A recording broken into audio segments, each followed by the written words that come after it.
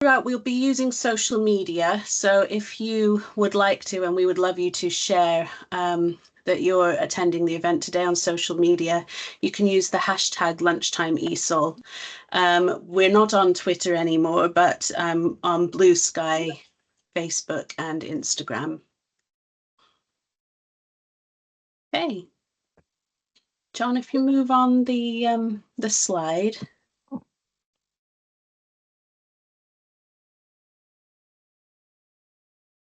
Thank you. Okay, so just a few things. So the first thing we're going to do is just introduce the topic today, which is a topic that people who came to the first one of these will be familiar with. And then we're just going to do some Mesh and Migration Yorkshire updates. And then we're going to introduce you to our lovely speaker today, who's Sophie Alderhart from Kirklees College, who's going to be talking about the Microsoft Reading Coach and demonstrating how she uses that with her students. And then some discussion and sharing of experience and ideas, which is hopefully why we're all here today. Kind of the main focus of this is sharing in-class experiences, getting ideas, and then we'll be giving you an evaluation form to finish.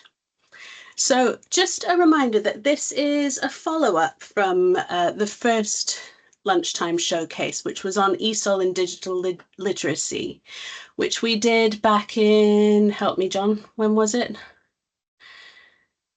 It was on June the 4th, Angela. Okay, June thank you. Yeah, back in June, where we had two speakers, one of whom is actually here today, Jane from Hope English, talking about ESOL and digital literacy. And some key questions came up during that session. The first one was, how can we deliver effective ESOL learning remotely? How can we integrate the language and practices of the digital world into entry-level ESOL learning? As the digital world becomes more and more important, how do we integrate that into our classes? And what are some good strategies for doing that, for integrating ESOL learners into digital skills classes? So these are questions really that we would like to discuss in more depth later on.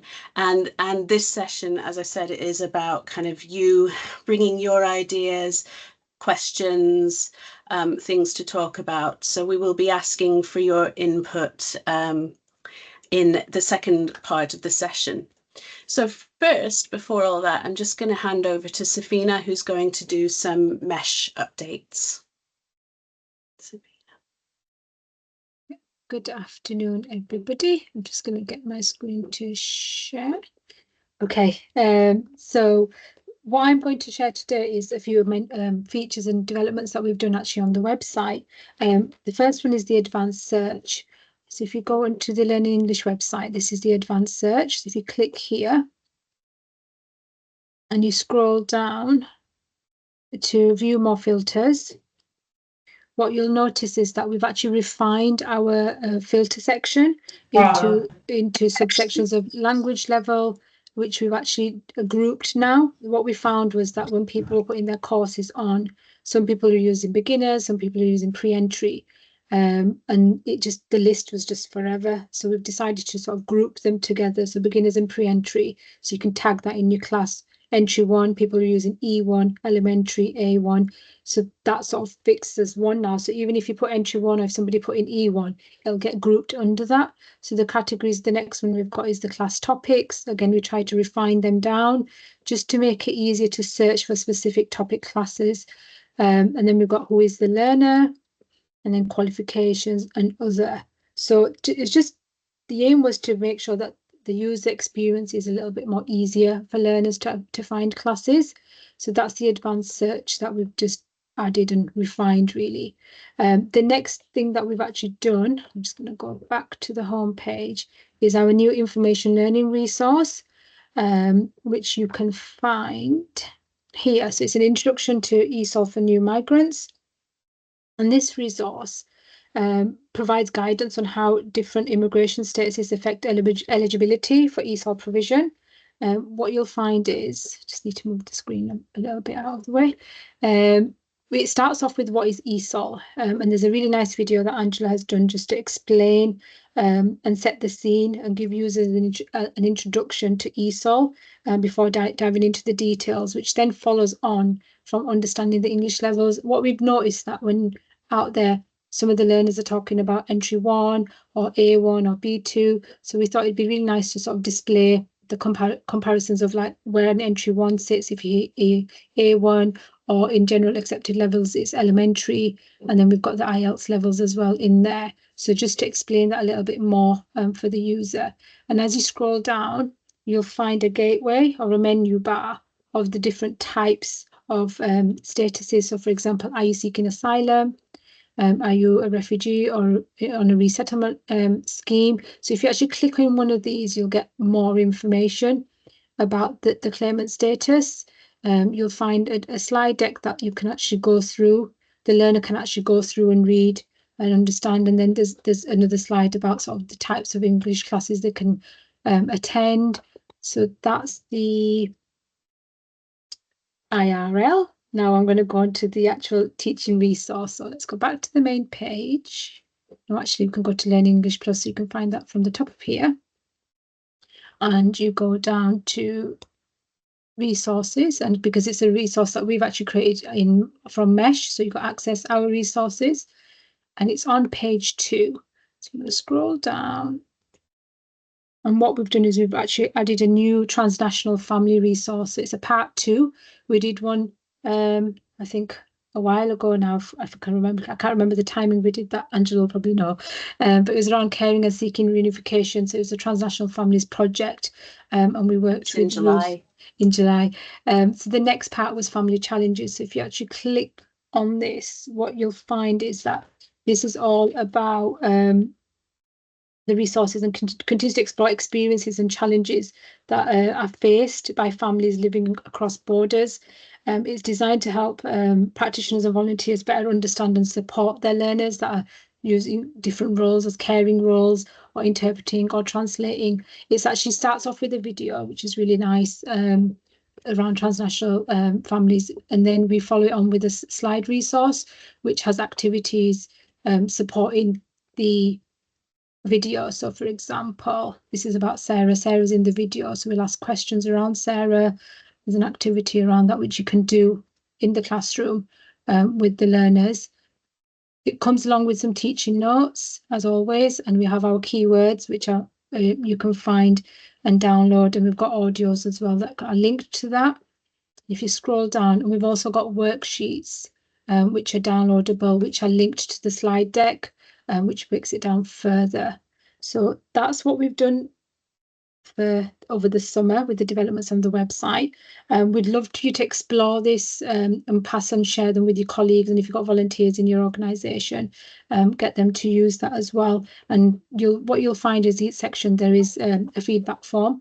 So it'd be really appreciated if you could actually fill that in, because we're always liking to improve things. I mean, I actually like working and would love to receive feedback, and if people are using it, how they're finding them. So that's me. I think there's a quick stop, whistle stop of the resources, but I am time limited, so I'm going to stop sharing now. Thank you.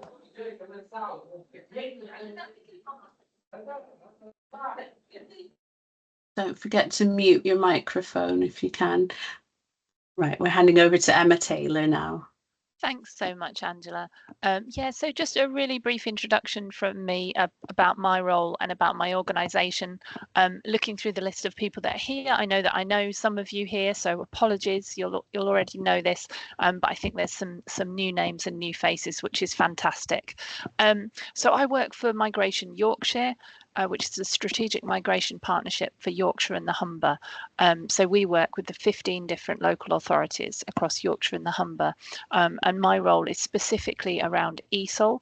So I'm the ESOL regional lead, and there are other ESOL regional leads across the UK. So we all work together to share best practice and to try and understand all of the different eligibility, the different funding rules, and the different the different things coming up in ESOL really, so that we can support the local authorities in our area in terms of their ESOL delivery and in terms of upcoming needs and changes and so on.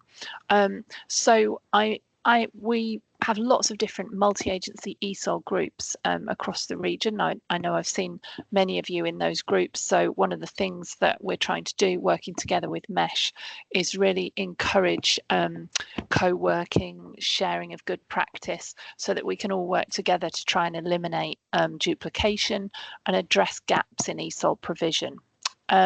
So you can see on this slide, there's a few different links here. So if you're working in the field of migration, I would encourage you to have a look at our website. There's lots of information there. We've got lots of different teams within Migration Yorkshire. We've got a Ukraine team, we've got a Hong Kong team, we've got an asylum team, we've got a data and statistics team. So if you're looking for any data and statistics on migrant groups in your area, do please have a look on our website. If you can't find what you're looking for, then get in touch with us, because our data team are really fantastic. They're really good at pulling out information for you, and that might be great for you to use if you're writing bids or if you're putting together any rationales for new ESOL classes or something like that. There's also a few different toolkits on there that can be really useful. We've got our ESOL for Refugees toolkit. There's lots of case studies on there, lots of great information in there, and also our needs analysis and placement for refugee learners toolkit. So do please have a look. If there's anything that you think I can help with, if you want to have any ESOL discussions, if you want me to help signpost you to any other ESOL groups or support networks, then please do get in touch. My email address is there on the slide. So thanks everyone. I'm going to hand back to John now, I think. Yeah, thanks very much, Emma. That's great. And hello everybody from me also. My job at this stage is to introduce Sophie. Sophie Alderhart, who's ESOL lecturer at Kirklees College, and also very relevant to our current topic. She is the digital engagement trainer. Slightly hesitating because it's behind something else on my screen, but that's the correct. I think that's the correct title for you, Sophie. But please correct me if I'm wrong. And she's going to talk to us just a little bit about a platform that she uses in her ESOL delivery, just as a way of sharing practice and experience. So thank you so much, Sophie, for agreeing, and I'm going to hand over to you, and I'm actually going to stop sharing, I think, so that you can share your screen. Okay, so Brill, thank you. Do that now. Wonderful. So I'm just going to bear with me, so you don't have to look at me, you can look at a nice new screen. I'm going to share this app today. Please tell me is that worked? Can we see that? Yeah, that's Brill. good. Okay. That's good, Sophie. Yeah. So this is called Reading Coach. It's a Microsoft built AI system for getting learners, any learners really, doesn't have to be ESOL, to do a bit more reading. And the general idea behind it is that students log in, they choose a story, and they can read it on their phone. It's they can also record it so that the AI can listen and help with any pronunciation issues. So I'll just give you it's going to be a very quick tour of it today. But if I just scroll down, you can, if I just go over to the resources tab here that has plenty of more information about how to use it. I think if I click on it, here you go. So it's got a tutorial video. It's got about how to use the educator features. And if you can get, like I asked our computers at our college to download the Windows app, so students can get it directly on the college computers. But they can just use it on the phone. It's really phone friendly. So if we go back to the main homepage and they click on Get Started, it will ask you to sign in with a school account or college account or wherever you are, or a personal account. It does work for those that don't have a central institution. So I'll just go ahead and log in.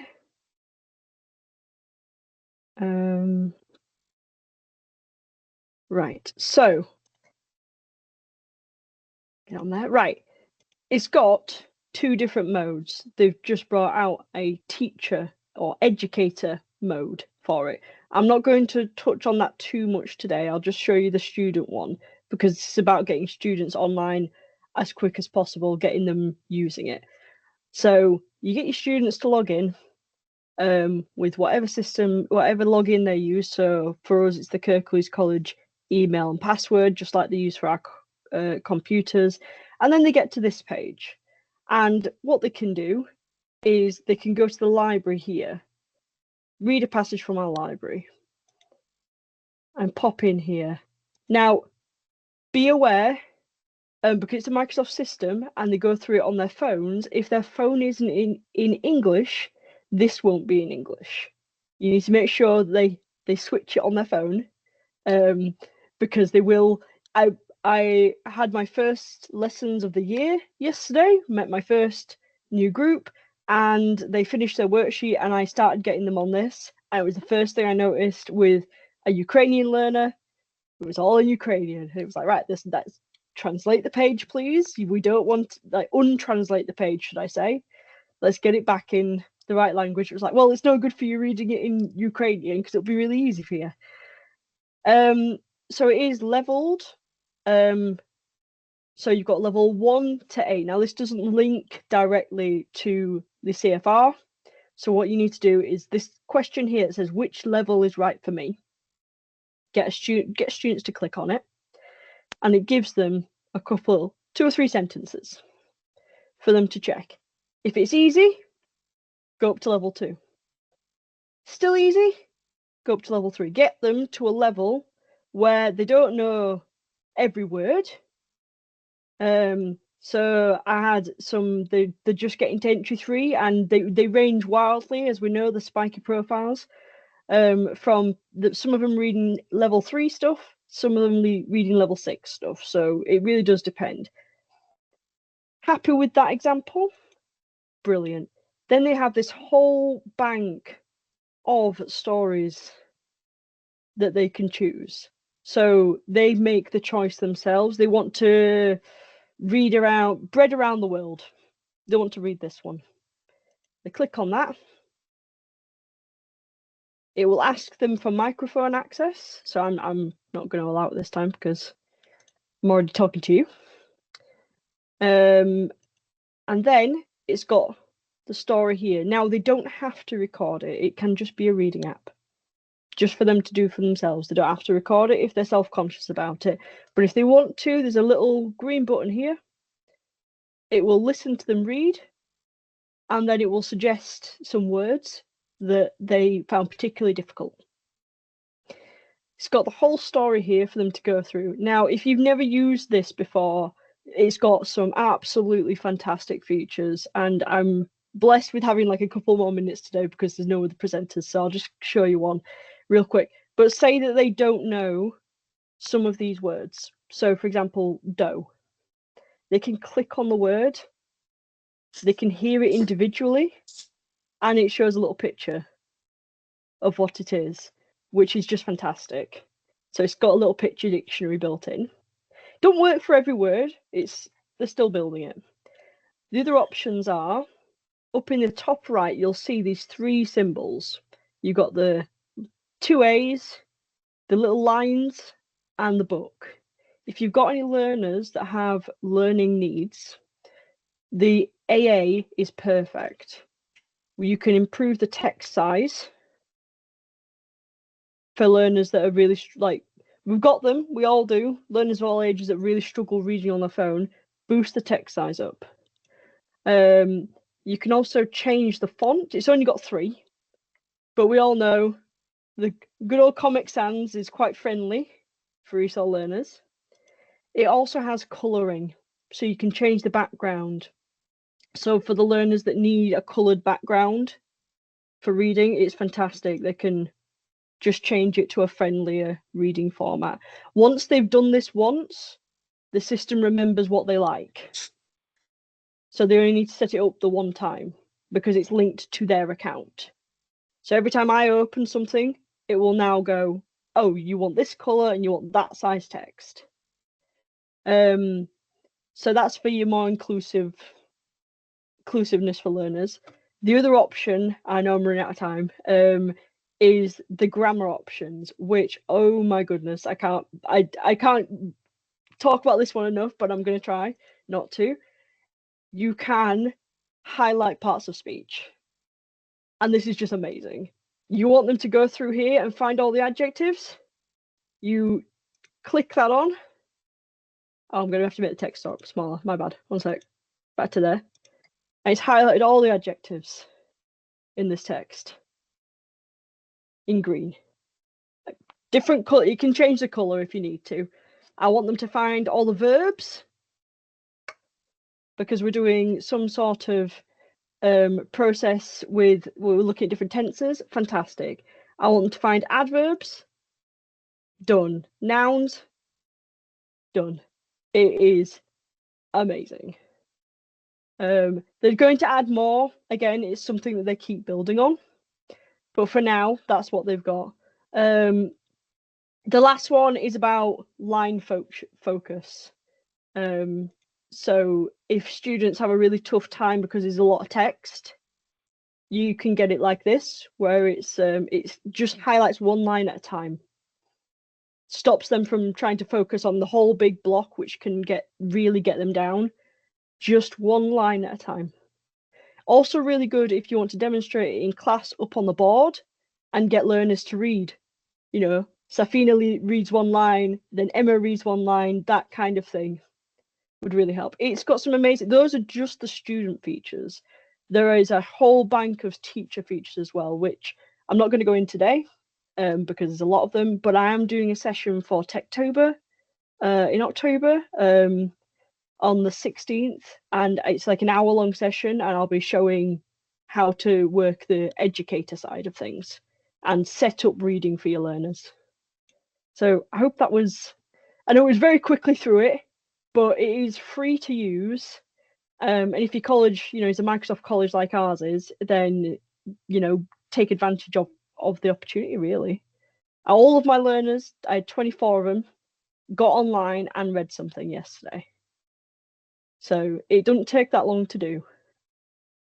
So I hope that was useful for everyone. I'll stop sharing that screen. Thank you so much, Sophie. That was indeed really, really interesting. Before I just open it up to questions from everyone, can I just ask you to just explain a little more detail the Techtober thing that you mentioned at the end there, just so that people get a good view of that. Yeah, so Techtober is an event created by Kirsty Ingleson. And it's basically throughout the month of October, every single day, there are 2 or 3 presentations on different digital tech for educators. The presenters are like you and me. They are just people from organizations or teachers who have found something that they want to share. The entire event, they're all free. And I will, if I can just get the link, I'll pop it in there she's made like a magazine, so you can see all the different events and who's presenting and what each session's about.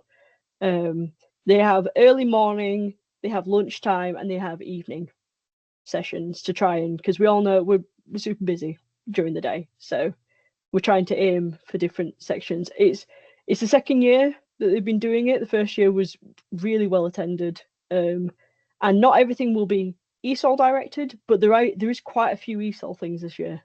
So highly recommend it if you want. Just look up Techtober on LinkedIn and you'll find it.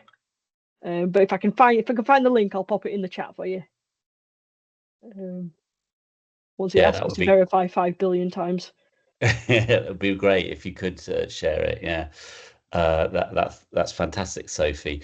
Okay, well, before we move to the general discussion, I wonder if there are any questions specifically for Sophie and about the package that she's shared with us. Anybody got a question? Angela Palmer. I just wanted to clarify. Thank you, Sophie. It's an amazing app to know about. So I just want to clarify that if a learner has a phone and access to the Wi-Fi, they can make themselves a Microsoft account. Is that right? Or do they have to have a subscription to a Microsoft account to be able to get onto that app? No, they don't need a subscription to use it.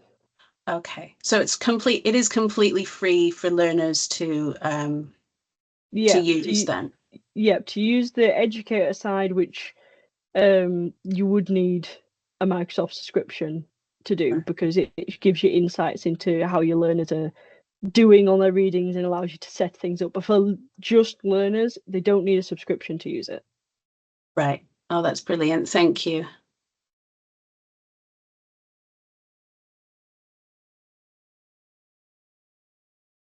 Yeah, I mean, I'm gonna just send my link to my LinkedIn. If you could send us a request on there, because my email is my work email and I'm only in 3 days a week. I know, part-time life, but that's in response to the question about sharing your email address, isn't it?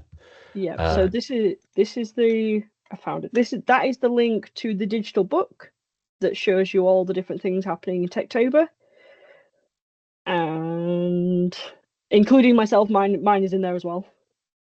I'm failing to navigate LinkedIn to find my own post. We'll make sure that people get it. Don't worry.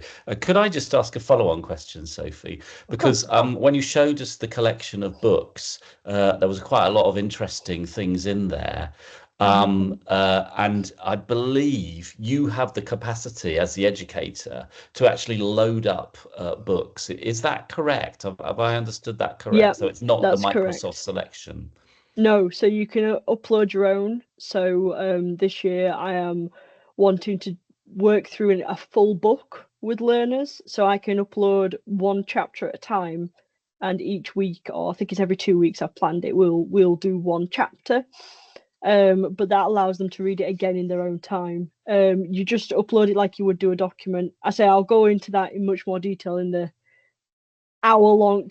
I'm gonna need an hour to go through how to do it. But yes, rather than using the AI generated stuff, and be aware, because it's Microsoft, there might be some Americanisms in there that you might want learners not to use. I mean, it's easy enough to explain if you just say, like, my learners have gone, "Oh, teacher, that's not how it's spelled," and I'm like, "Correct, that's American spelling," and they've got around it very easily. They didn't get too confused. But I think that capacity to actually load up your own material in that way is a really important one, because often, there's a kind of paucity around things that are available on online services. So it's great that you're able to do that. And is there any kind of copyright issues around that we need to take account of? It's because you're using it for an educational purpose. It is the same as if when we have to register with the copyright service. So just as if you were photocopying from a book, and you just have to, when it comes around to that time when you have to say what you've been using, you make sure to add that. I've obviously, the stories that I'm using, I have had to adjust to be used with the levels. So, but it still has to be out there that, just like you would reference in an essay, reference that I have used it. But it's not quite public. So okay, yeah, I understand. Yeah. Is there any other questions from colleagues to Sophie?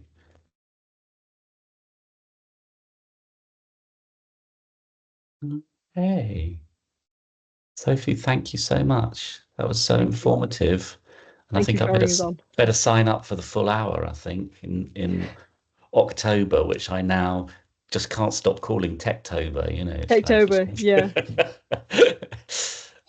Okay, so we will proceed then. And there may be other comments related to Sophie's presentation that come up as we proceed.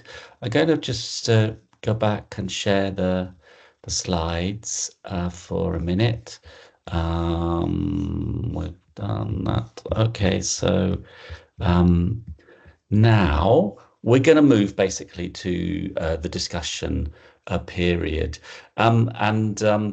You know, just to remind, I know you've probably received like 7 emails from me or something, which makes this point. But just to make it again, you know, what we're trying to do now alongside Emma with the Lunchtime Showcase series is rather than just do the one showcase session, which is, as we know, only an hour on a theme, and then go, right, okay, we've done that, now we'll move on.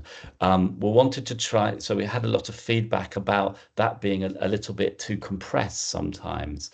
So we decided to try out this approach of like having the theme in one session and then having another session after a little period of time for reflection and so on, where we return to that theme and we try to create more space in that theme for more discussion and ideas from colleagues from across the region. And so that's the point that we're at now, is we are providing that space.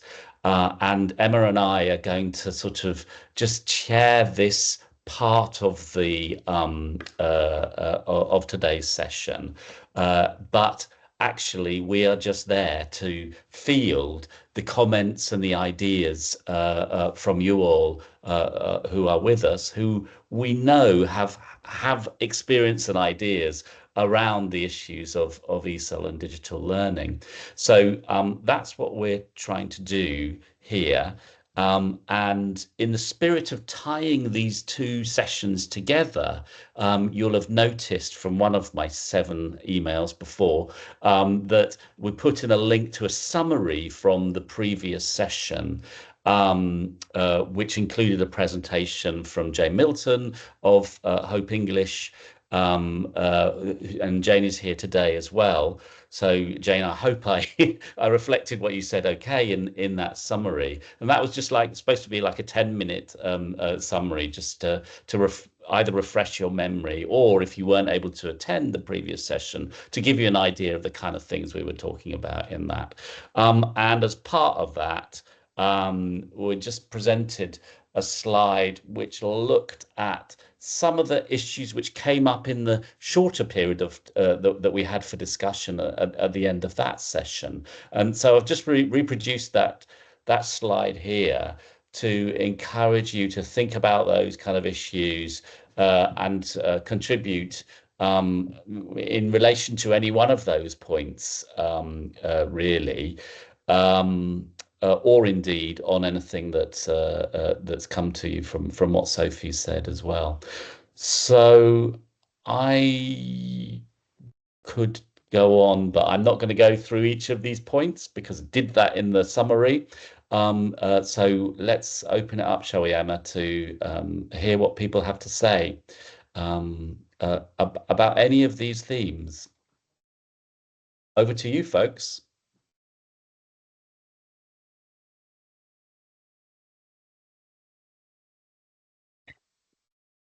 Sophie has her hand up. Sophie, please. That second one about the potential to exclude those who think digital learning is for them is a really interesting question I've not actually thought of. We do end up having some learners who are very reluctant to do anything digital based, but I suppose it's then about linking it to what they want for the future. I mean, if they're looking for a job and things like that, unfortunately, they're going to need to. So trying to appeal to them that way might help, but Yeah, I mean, this was something which came up at the last one, and it came partly from a project that I'd done previously some years ago, where we'd looked at digital learning as combined with ESOL learning at the lower levels. So, and I was worked for an organisation in Manchester called Migrant Support. Then we did a pre-entry and an entry one level course. Not a long course. It was a 12-week course because it was a third sector organization. We had specific funding for this. And then the funder had asked us to reflect on what we'd done afterwards.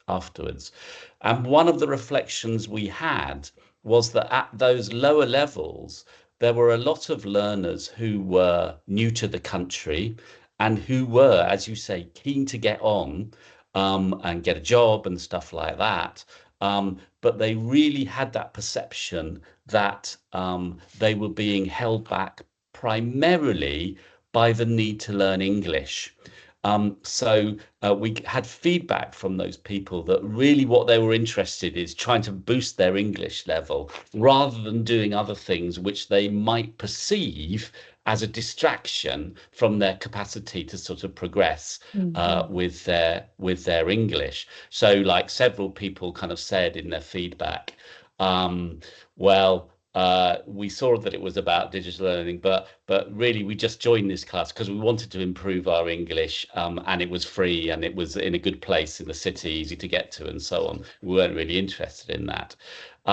So we kind of took that on board, but in the spirit of skills for life, really going right back to the kind of original principles of skills for life, we kind of thought, well, that may well be the case, but actually you need those digital skills in order to communicate in English in the contemporary world. Because if you want to make a doctor's appointment, or even things like shopping, or getting somewhere, and using a map on your phone and so on, you need to actually engage with those digital skills in English. So they actually now form part of the fundamental ways that one communicates in English. So Yeah, we felt it was, absolutely. yeah, so we felt it was still important to include those things, but actually there was a case for syncing the digital skills headline and just saying this is an entry one English course, and then actually delivering the English course through digital learning, elements of digital learning, in order to encourage people to sort of develop those skills almost like as a just as a normal way of learning English. So I think so. It's a slightly polemical point, I think, because it's sort of saying, in order to deliver digital learning, you need to actually invisibilize digital learning, and I don't know if everyone would agree with that really, but yeah, it was a point that we'd made from that course. Well, I would agree. I mean, to a point. I mean, we used to do digital learning, specific digital learning classes, and we had the same issues that learners didn't want a digital learning lesson. They wanted an English lesson. That's what they came here for. And then the moment we've taken that away, they all now want digital learning lessons. It's like, hold on, you didn't want them, now you want them. But we've integrated it instead, rather than calling it a digital learning session. It's an English session, but we encourage teachers to go to the computer rooms and do it that way. So it's whatever way works. Personally speaking. I think this is really about remaining faithful to the idea of skills for life.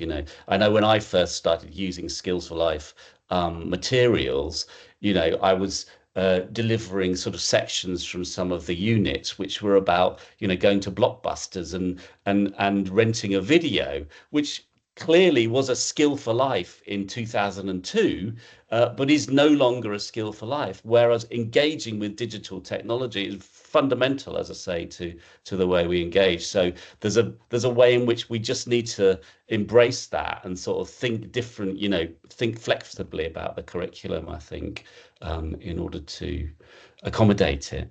Anyway, I'll shut up. Has anyone else got any points they want to make? That's maybe a good opportunity, isn't it, for anyone to share any of their strategies about how they're sort of integrating digital learning. Even, I mean, it might be you don't necessarily think that you're doing that, but it, you know, on hearing this, you think, oh, actually, you know, by doing this, I am integrating digital learning. We're really keen to hear how it's working for you.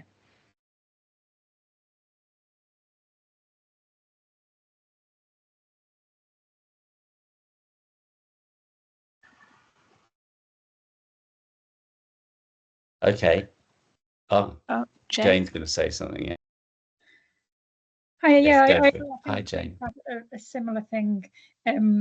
People, sort of older people who were a bit sort of scared of digital skills almost. So it was working with people, we'd already done English classes with them.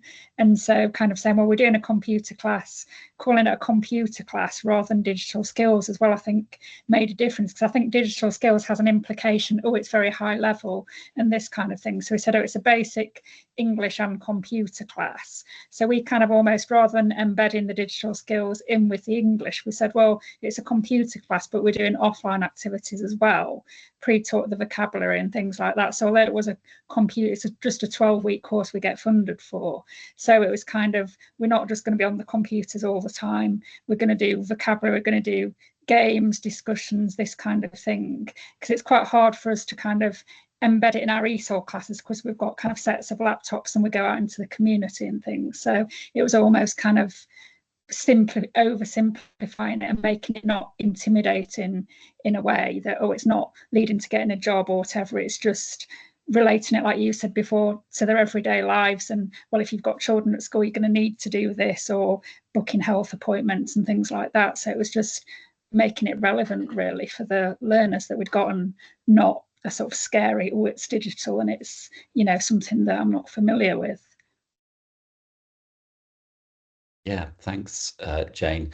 Jane, I wonder if I can ask, just whilst you're there, with your little yellow hand. Yeah, But I was wondering if I can ask you a question from the other end of the telescope, in a sense, because I remember when you were presenting last time, you made a comment about the digital learning element of the courses that you're running at Hope English being attractive to funders, or perhaps it was actually your colleague, is it Lucy that was mentioning? I can't remember now, but is there anything you can say about that? You know, why you think this kind of theme is something which makes funders sit up, and if so, you know, what kind of funders are we talking about?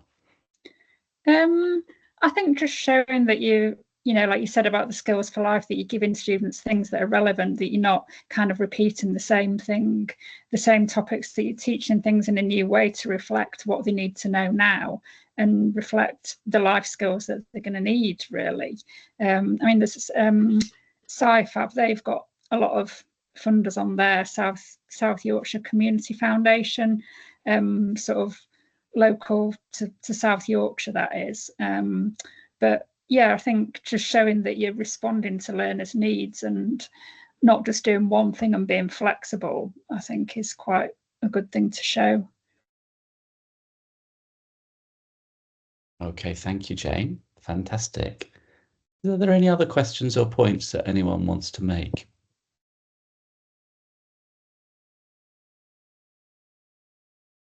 Sophie.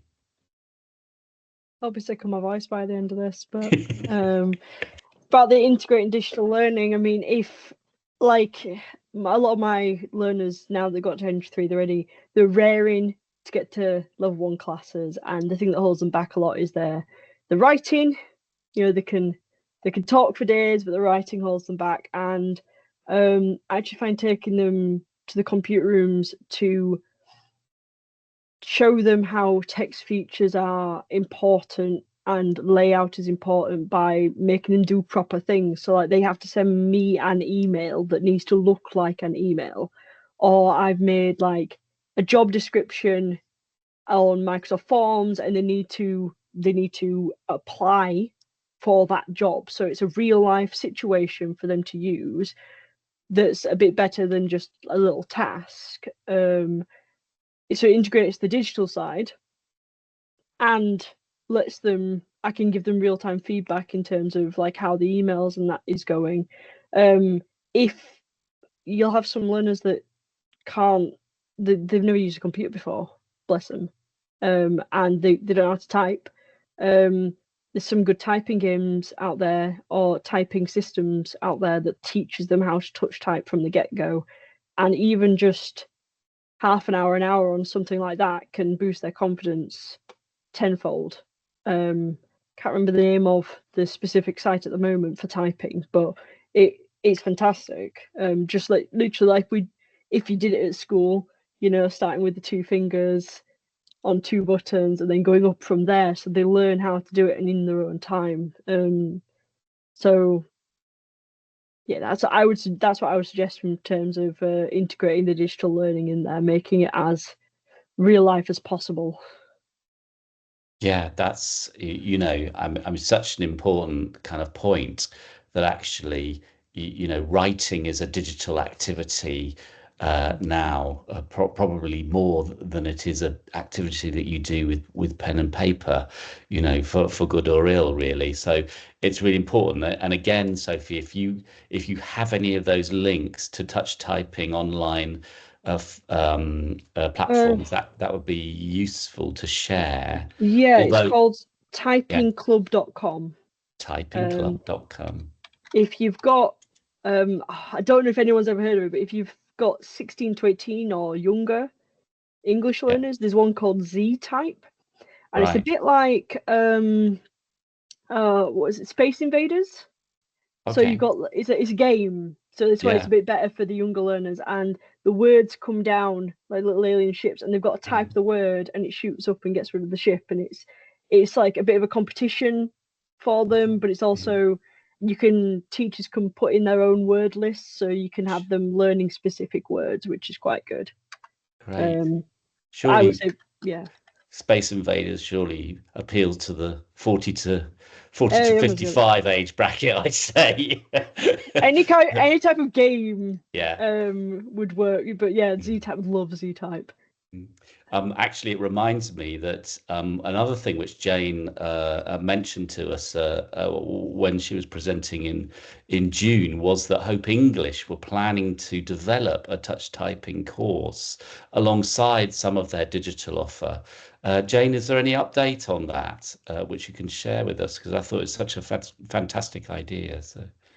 It's still sort of in the planning stage at the moment. As you've said, we've used the typing club that you mentioned because we found the same thing, that even learners with a higher level of English, they were used to using the phones and things, but it was the actual typing skills, and because it's graded that. So we thought, well, if we could incorporate that into general topics that you do for ESOL learners and do it from a lower level. So we've got as far, because Anna, who's not with us anymore, she's moved on, she's still a trustee, she was kind of overseeing that. So we got as far as like planning the topics and things, and we've not actually developed it yet, but I'll keep you updated when we've got more progress. But it's something that did arise from when we initially developed the digital skills course. So yeah, it's something we want to look at, really.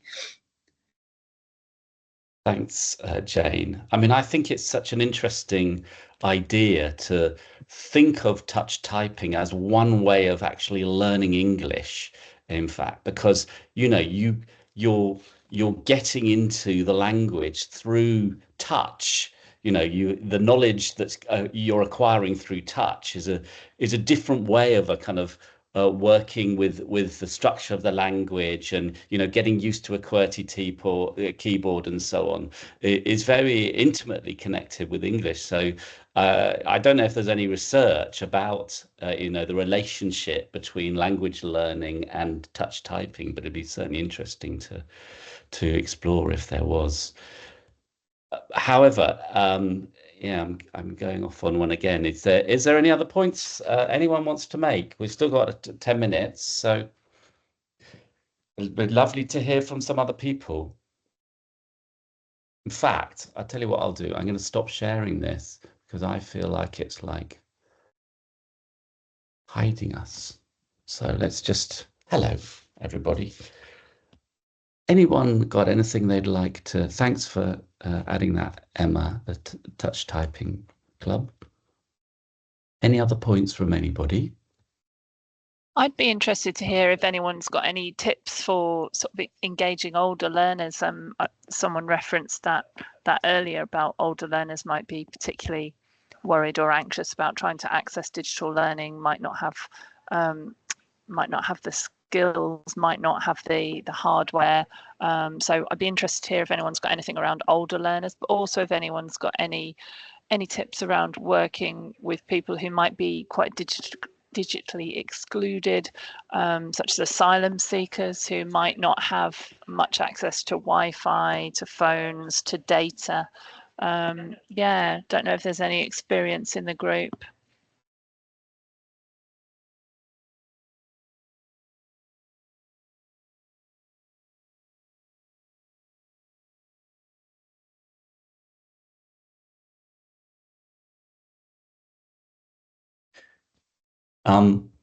Well, perhaps I'll build on that, Emma, because there's one thing that I wanted to also introduce, and this also came from research, actually came from mesh research that we were doing last year. We did this thing for the East Midlands where we had some focus groups with groups of learners to explore their experience of learning ESOL in that region. And one of the things that came out of that was the very common occurrence amongst people, like in hotels, in asylum hotels and so on, of negotiating English through AI, different forms of AI. And you know, I feel like often there's a kind of resistance to these kind of approaches to learning because they are, you know, the poor relations of proper learning, you know, face-to-face learning, speaking to actual people rather than robots and so on. But for those people who've just landed up in the country and are trying to navigate their way through, these were critical vectors really for trying to help them to get on. So it made us think that actually there must be ways in which we can build on that usage, the usage of things like ChatGPT that the learners are doing anyway, to actually make it integrate it into ESOL learning, integrate it in the ways that people do things in the classroom. So maybe there are people here who already do that. So is that the case? Does anyone have anything that they can offer in that area? Sorry, you've heard from me enough, but No, again, please. In terms of like the using the AI, it's I let students use it in certain circumstances because I feel like it's a bit like telling people not to drink and not to smoke. The more you say don't do it, the more people are going to want to do it. So if you tell your students don't use AI, and you get your homework back, and you look at it and go, well, that's none of that's you. I think about building their confidence up in themselves so that they're not using it to fake a writing or a homework. They're using it to find out some information. So if they don't know about, if we're doing some research about festivals, or if we're doing some research about, they can use it to get some quick information together. But if I then read the sentence back to them and there's words in there they don't understand, then we're going to take those words out, and I want them to make a sentence using words they do understand, that they know, which allows them to still use that information, but I want to hear their voice. Their voice is more important. I don't want to talk to ChatGPT. I want to talk to them and trying to get them, building them up in that way. I'm not saying they can't use it, but I don't want the words coming from there. Yeah, I think that's a really interesting way of approaching it, Sophie, by actually using it, you know, as a building block. Really, is what I understand from what you're saying. Is sort of making it into a sort of, a conduit for learning, really, by taking those words out and saying, now reconstitute this using the stuff that in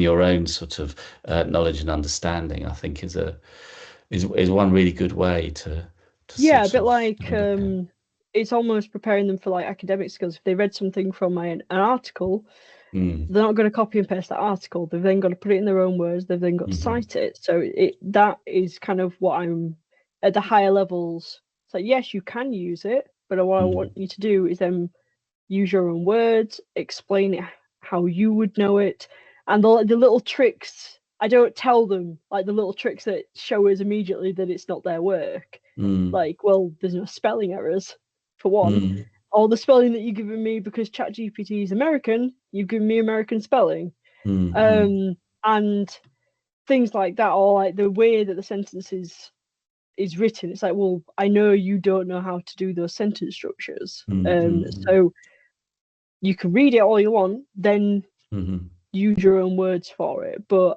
in general, especially for the lower level learners, I try and steer them clear of it completely, because they'll try and use it. In fact, I had it yesterday. Learner put in what they wanted in their own language, got ChatGPT to rewrite it just so he could tell me that he had a medical condition and that he couldn't sit down for that long. But ChatGPT took it as he was missing a limb, which was interesting. Yeah, because not evident. Yeah, just reading that, going, this isn't what's happened. But he was an entry 3 learner, and he should have been perfectly capable of telling me that. And he's a very strong learner, but he didn't have any confidence. Yeah. He felt that using ChatGPT made it so he wouldn't be misunderstood, and in fact, it made it worse. Yeah, which is an interesting learning point in itself, really, isn't it? Tracy, you've got a point to make. It was kind of similar to the missing limb story, really. We are trialing the use of AI for translations. And one thing that we are finding is that language needs to be kept simple, because otherwise it doesn't translate particularly well. And if you then translate it back again into the source language, it can completely lose its meaning. So it can go from, I've got a sore bum cheek, I can't sit down for long, to my leg fell off yesterday. And I know that's an extreme example, but as a learning tool, AI has definitely got its uses, but just to sort of urge caution, I would say, when using it in that sort of context. That was just what I was wanting to bring. Yeah, no, so it's certainly caution is needed. It's when I was thinking about it earlier, I just looked at some of the things that are available on a British Council website, and I was reading an article which started with that example of the pocket calculator, which kind of 40 years ago was perceived as something which was undermining maths learning in maths classes across the nation, and now it's become integrated into maths learning fully, as it's sort of become embedded as part of the culture. And I wonder whether we need to think about AI in a similar kind of way, actually, that it's coming, we can't stop it, and we need to think creatively about the ways that it can be embedded into learning as something which helps to people think not just about the English language, but actually to think critically about the world around them as well in some ways, So I see that Safina has put the link to the evaluation form in the chat, which must mean that we're nearly at the end of this hour. Perhaps I should, in fact, just to reinforce that, put up the share the slides again, which will allow you to see the QR code for the evaluation form. As we always say in our sessions, it's so important to us to get your voice to help us to shape what we're doing. in the lunchtime showcase and other things that we do. So really grateful to you if you could spend 5 minutes just filling in the form, giving us your feedback on this session, but also your ideas on things going forward. Be really grateful for that. And it is 1:30 or thereabouts. We should stop unless anyone needs to say. Emma, have I forgotten anything? Sorry, I couldn't come off mute there. No, I think you've covered everything, John. And yeah, thanks for contributions, everyone. It was really interesting. Yeah. Really interesting. Thank Yeah. you. Yeah, and thank you particularly to Sophie Elderhart from Kirklees College for a really stimulating offer, which I think looks really, so useful. And I'm sure that lots of people will be thinking the same, going away and putting the 16th of October, or should I say the 16th of Techtober, in their 16. diaries to take Yep. part with Yep. with Sophie's full hour session. Thank you Okay. so much. Thank you, everyone. Great. Thanks, everyone. We'll end the session there. And thank you so much for coming. It's lovely to see you. And look forward to seeing you for our next session, which is in November, I think, but we'll let you all know well before that.